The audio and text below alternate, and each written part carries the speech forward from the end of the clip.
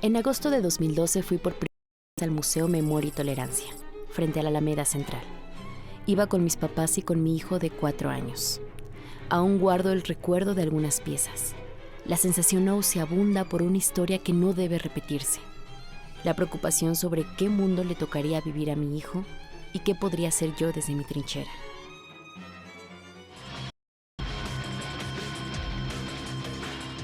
Pues resulta que la historia de donde surge este emotivo recinto tiene justo ese espíritu. Las fundadoras, Sharon Saga y Millie Cohen, tenían un sueño muy ambicioso que convirtieron en realidad. Por sus historias familiares y a pesar de los obstáculos propios de la época de los 90 del siglo pasado, tardaron casi una década en hacerlo realidad. Actualmente es un ejemplo de proyecto social-cultural que a muchos países inspira. No acabé mi carrera. De hecho, mi papá no me dejaba ir a la universidad, entonces me casé muy joven a los 19 años y ya con mi esposo le dije, ¿puedo ir a la universidad? Me dijo, sí. Y luego ya cuando tenía 2 hijos se me ocurrió hacer el museo. Entonces tenía 2 hijos chiquitos, bebés, casi. No tenía una carrera universitaria, no hablo inglés, no lo hablo bien. Y como sabes, tengo aparatos de oído, entonces también crecí con una discapacidad auditiva. Entonces cuando le decía esto a los chavos, digo, simplemente fue creer en el sueño, no había estas habilidades, no había doctorado, no había carrera, vengo de una familia bastante conservadora en donde las mujeres no trabajan ni estudian, y entonces todas estas barreras que fuimos, Sharon y yo igual, casi teníamos como la misma historia. Creo que la juventud, algo que es a su favor, es que no sabemos que es imposible, que estamos llenos de energía, llenos de pasión, llenos de idealismo, perseverancia y perseverancia. Sharon, a sus 18 años y recién casada, montó incluso un pequeño museo sobre el Holocausto en su casa, idea que muy pronto fue dando paso a un propósito más grande. Mientras formaba una familia, no solo no soltó el sueño, sino que se aferró aún más. A los 21 años, empezó a armar un gran equipo que donaba dinero, tiempo y experiencia hasta lograr lo que hoy conocemos como el Museo Memoria y Tolerancia. Una pasión que se une a la de su compañera socia, Millie Cohen. Y así, juntas convencieron a todo el equipo de hacer un museo sobre la dignidad humana. Todos ellos siembran la conciencia para que crezca la paz. La historia del museo, de cómo empieza el sueño de este museo. En realidad se nos ocurre por separado. Sharon y yo no nos conocíamos. Voy a la Marcha de la Vida, que es un viaje a Polonia, en donde vamos y conocemos los campos de exterminio junto con algunos sobrevivientes. Y ahí a mí se me prende todo el chip. Yo por la escuela y por este viaje, pues crecí con la historia del Holocausto, donde en un país civilizado se pudo haber dado un genocidio de estas naturalezas. Y esta idea tibia en mí se vino a reforzar en 1994, que tuve mi primer hijo, pero fue justo en el genocidio de Ruanda. ¿Cómo es posible que esto pueda volver a ocurrir nuevamente? Y ahí es cuando se refuerza la idea de que no hemos aprendido como humanidad, más toda la hormona que yo paraba en las noches a amamantar a mi bebé y veía todas las noticias a qué mundo había traído a mi hijo, y entonces suena muy cursi, pero dije, algo tengo que hacer. Sharon, que yo conocía, también tenía una idea igual y que ya había empezado a trabajar en la idea. Le toqué en su casa, estaba dando una conferencia sobre el Holocausto, me esperé a que acabara, me acerqué a ella y le decía, ganas de un museo que cuente pues los genocidios y la tolerancia. Me dice, ¿cómo? Yo también. Y digo, sí, yo lo sé, por eso te busqué. Nos dimos la mano y ahí empezó la historia. De aquí sales transformado, pensando qué acción ejercer, qué valor defender y aplicar todos los días, o qué prejuicios controlar, porque eliminarlos es sumamente difícil. El corazón se estruja, sí, pero la invitación a la reflexión es inminente, ineludible, inmediata.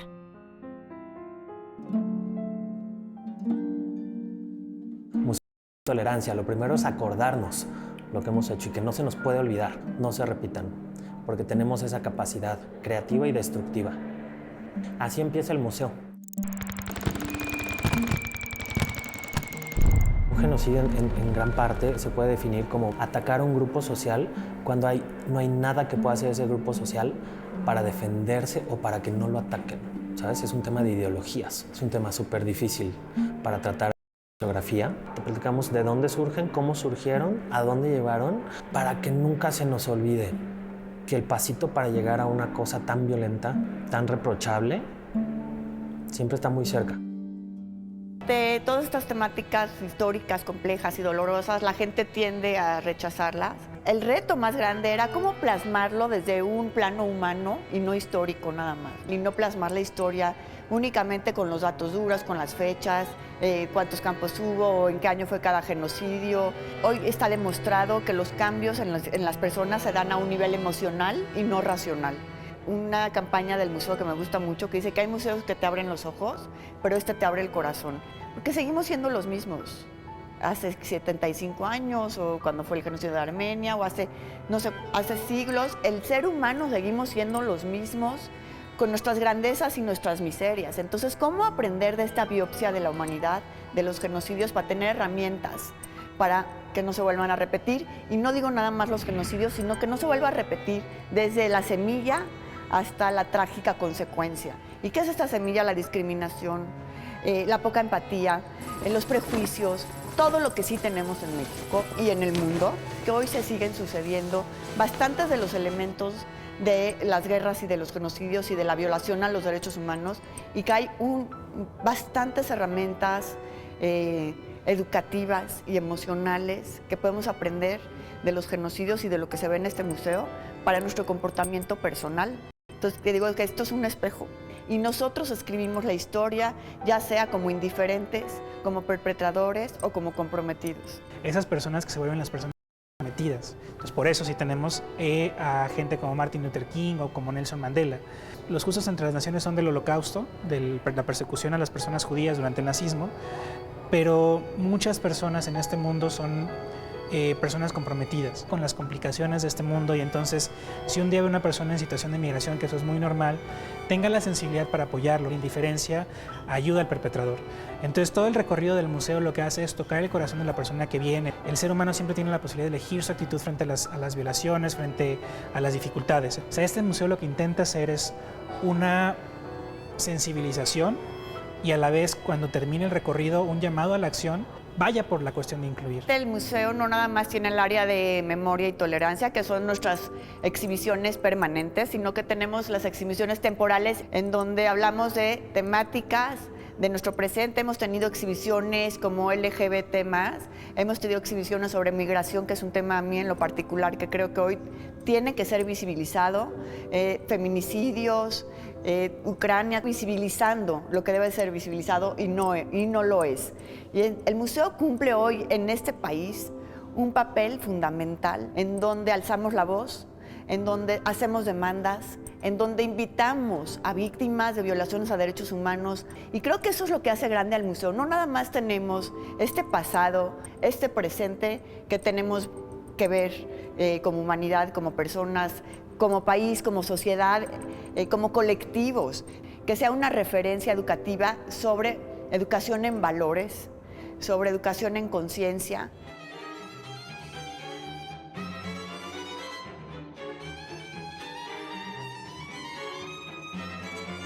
El contexto: migraciones, hambrunas, religiones y etnias que devienen en genocidios. El tema central de la parte de memoria: el irrespeto y la injusticia a lo diferente. El Holocausto es solo uno de ellos. Han sucedido varios.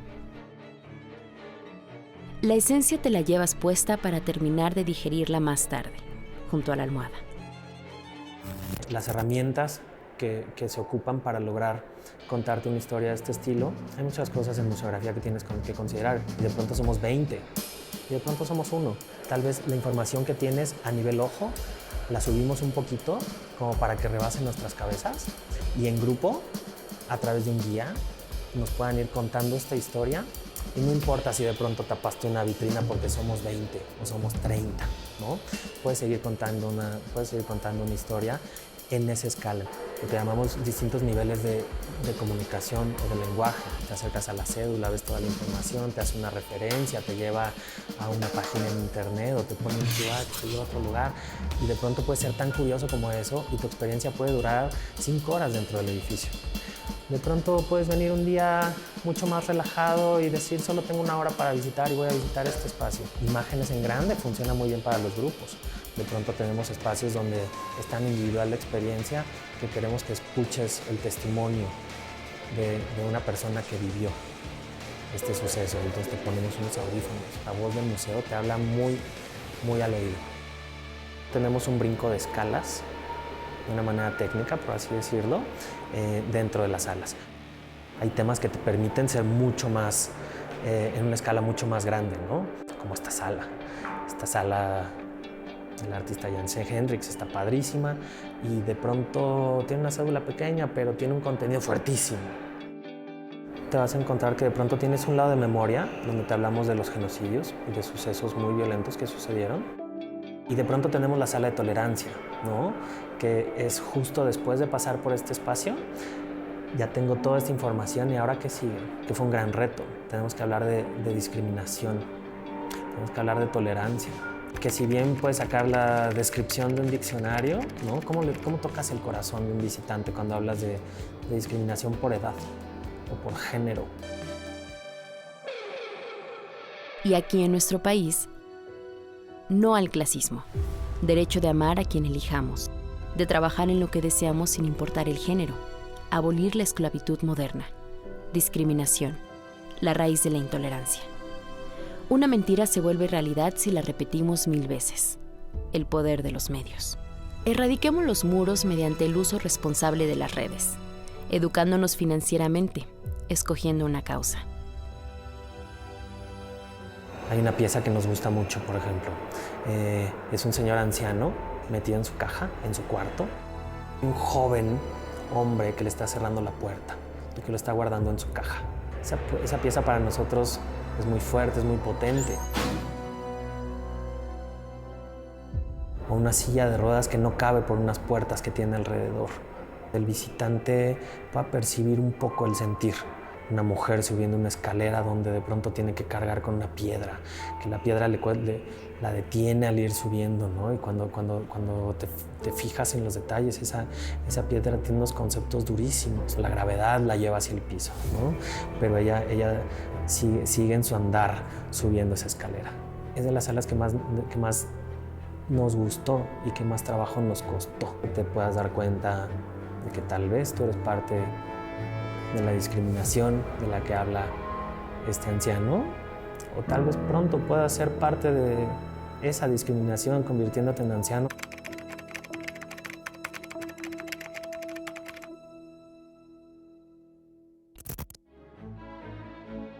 Entre las piezas del museo encontramos conceptos que parecen abstractos, pero son tan concretos que, incluso, deberíamos de adoptarlos todos los días como mantra. Diversidad, paz, conciencia. Solidaridad, hospitalidad, resiliencia. Familia, respeto, tolerancia. Los materiales son muy variados. Abordamos o tratamos a cada uno de acuerdo a su particularidad y a su nivel o grado de deterioro. Y a partir de ahí lo que hacemos es que cuando se exhiben en el museo como tal, los englobamos en un mismo ambiente. Todos pasan por un proceso de conservación. Si se requiere una intervención o una restauración, se hace. La colección intangible, justo que tiene que ver con todos estos archivos, videos, los audios, etcétera, y principalmente puedan seguir siendo útiles para que la gente que se encarga de editar pueda trabajar con ellos. Hay una intención de seguir incrementando el acervo de acuerdo a las necesidades que el museo demande y que el público nos demande. A veces ese material empieza a quedarse corto, hay que actualizar, digamos, ese banco de imágenes, esos temas. Los materiales tangibles tenemos en mente, pero que no hemos conseguido. De repente cuando lo logramos es como de, ya tenemos tal material o tal documento, tal objeto que queríamos de hace años y ya lo conseguimos, ¿no? Entonces es como, es permanente, digamos, esta como actualización y búsqueda de materiales y de archivos.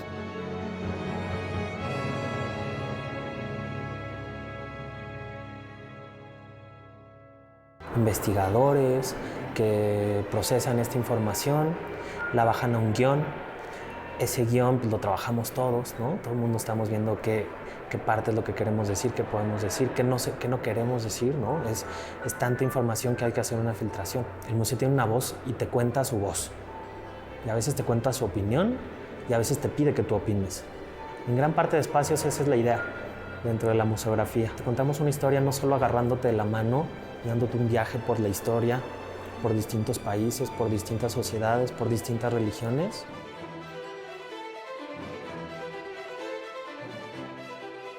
Lo que menos quieres es aleccionar.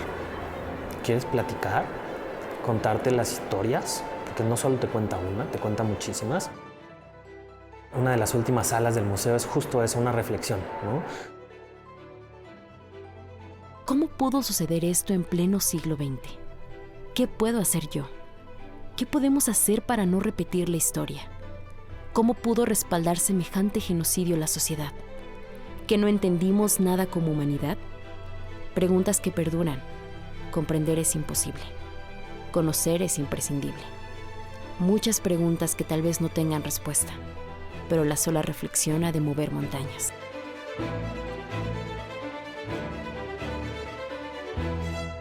Todos los que hemos estado en este proceso y en este camino y en la vida de este museo, hemos pasado por decidir varias veces qué le vamos a dar al visitante, qué se va a llevar. Que salgas de este museo y con quien hayas tenido la compañía de caminarlo, puedan salir platicando cómo hicieron esto, cómo pasó el otro. ¿Entendiste el proceso? ¿Viste cómo no lo veíamos ver y de pronto vino una avalancha y pasó una cosa espantosa? ¿No? ¿Cómo hacemos para que eso se detenga?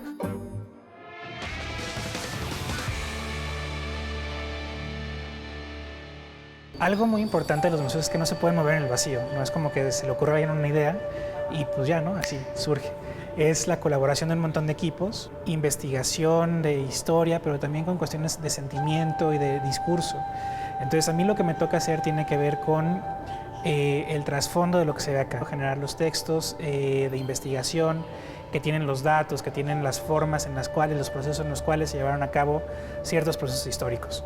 Y después de ahí se transforma en un guión museográfico que trabaja con otras áreas, y lo que va sucediendo es que así vamos como embonando en granes, por así decirlo, para lograr esto que tú sientes cuando llegas al museo. Pero al mismo tiempo tiene que ser hecho con respeto hacia las víctimas para no revictimizar, con rigor histórico, e incluso muchas veces, y con eso a mí me tocó trabajar en parte con los guías, ahora ya no tanto, pero antes sí, con capacitarlos para saber cómo responder, ¿no? O las preguntas difíciles. ¿Qué pasa si te preguntan esto? No, pues le tienes que decir la verdad y sustentada. Vengo por segunda vez y llego con la expectativa de reaprender para no repetir y recordar sin salir tan perturbada. Algo imposible. Los objetos tienen energía. Es parte del poder de un museo. Un vagón de esos está aquí. De esos donde transportaban como ganado a los prisioneros. Judíos, gitanos, personas con discapacidad. Y nos cuenta desde sus entrañas las prácticas hostiles, la campaña de terror, la violencia sin límite, la despersonalización, el robo de identidad, deshumanización pura y cruel. Pues de poder tener una pieza como de esas características, ¿no? Que fuera tan emblemática. O se supo que había un vagón, digamos que estaba en Polonia, un vagón abandonado, que justo era un vagón que fue usado en la Segunda Guerra Mundial, un vagón que se usaba para transportar ganado, pero que en ese momento se usó para transportar a los prisioneros a los campos de concentración. Se pudo meter ahí el vagón, por así decirlo, por el techo, ¿no? El vagón venía en condiciones pues, muy complicadas de conservación, porque había estado todo ese tiempo, había estado, por así decirlo, abandonado en una vía. Entonces, bueno, pues sufrió vandalismo, había estado pues, grafiteado, todas pues, las inclemencias del clima habían estado afectándole.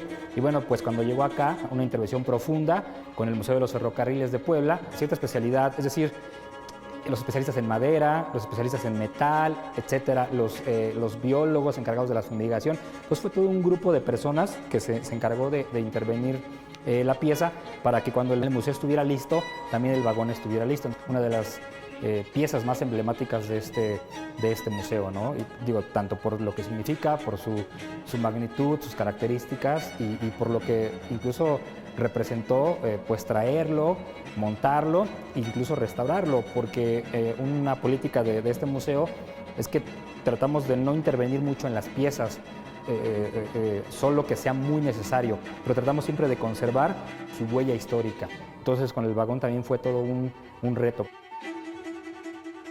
La cifra aproximada de 11 millones de judíos exterminados. Las cifras de visitantes a este museo debe excederse. No hay fosa tan grande para esconder tantos cadáveres, acallar tantas historias. Si tú te fijas en el museo, la parte permanente tiene cosas que ya pasaron, particularmente el quinto y el cuarto piso. En el tercer piso hablamos un poquito de la actualidad, pero hablamos sobre todo del valor, la actitud de la tolerancia, de la convivencia armónica de las diferencias. En el segundo piso, que es las exhibiciones temporales, lo que hacemos es que ponemos situaciones muy presentes, ¿no? El racismo, la discriminación. Ahora vamos a tener una exhibición sobre Ana Frank en los próximos meses.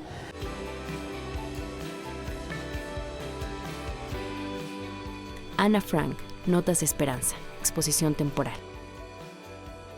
Otro puente a la reflexión sobre la niñez, sus derechos y el acto humano de sortear la persecución. Se inauguró el 12 de junio y fuimos los primeros en entrar.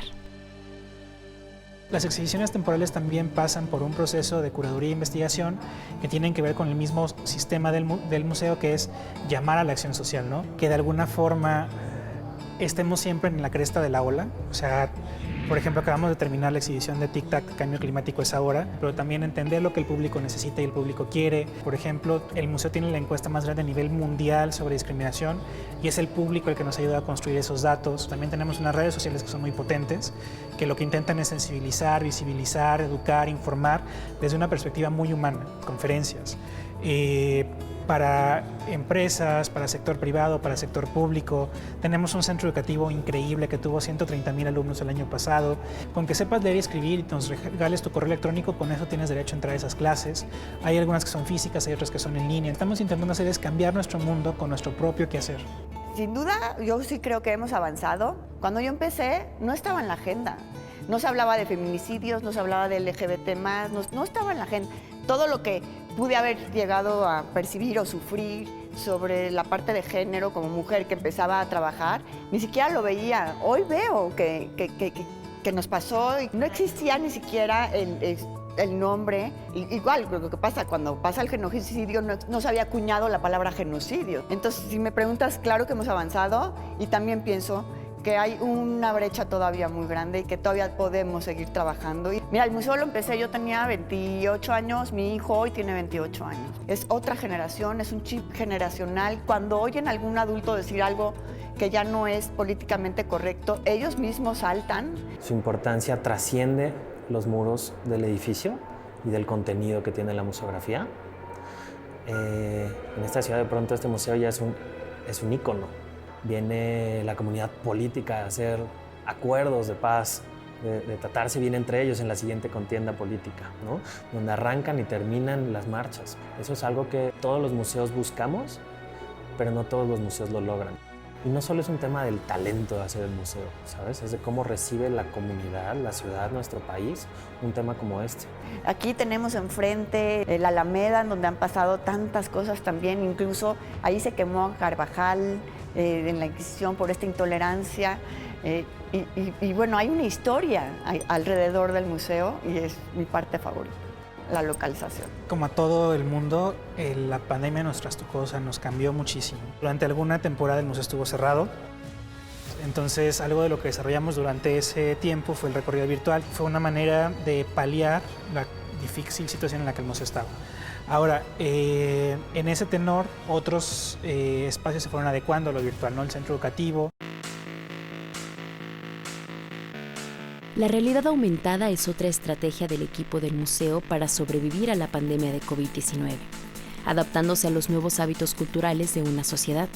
De esas montañas también hablo, y de emociones.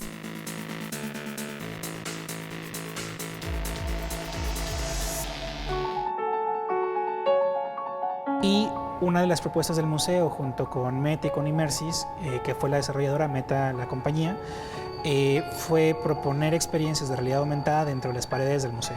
Entonces, lo que ustedes van a encontrar, por ejemplo, por acá, es una tablita que dice realidad aumentada y una aplicación que ustedes pueden descargar de las tiendas de aplicaciones. Y Las Lágrimas, por ejemplo, es uno de los memoriales más relevantes del museo. Habla sobre la población infantil que es asesinada en los genocidios, particularmente en el Holocausto. Esas cuentas de cristal representan lágrimas que lloramos por los niños asesinados. Uno de los que me gusta mucho es Camboya, porque habla de los derechos que fueron negados, por ejemplo, a la educación o al trabajo. El genocidio camboyano fue horripilante y contra su propia población, contra budistas, contra los católicos o cristianos, pero contra su propia población les restringieron los derechos básicos como trabajo, educación y en muchos casos la vida.